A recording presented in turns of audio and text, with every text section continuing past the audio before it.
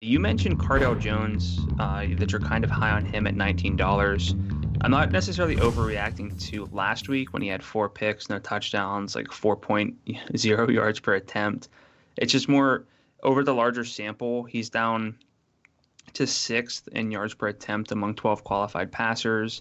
And again, Tampa Bay, despite not having any wins, is third in passing yards per attempt allowed.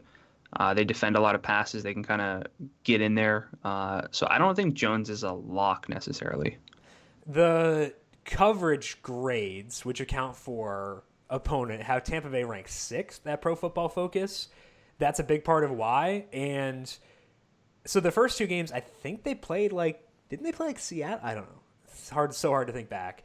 But they hadn't played anyone viable before they played PJ Walker, and he took a blowtorch to them. Let me find this here. I don't want to speak stupid.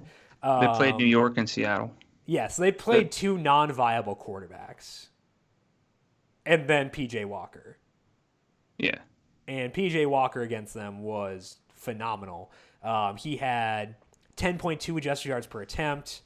So that's why I'm inclined to buy Cardale Jones. Like, straight up, I would rank PJ Walker higher.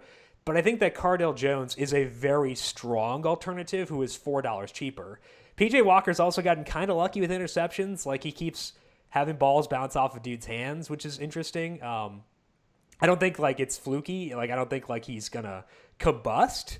But I think that Cardale Jones is still someone I would want to go to. And he does run more than PJ Walker, too. He has 16 rush attempts so far. Walker has 12. Again, I prefer PJ Walker straight up, but I think that Cardale Jones is interesting. And that does translate over to the pass catchers, too.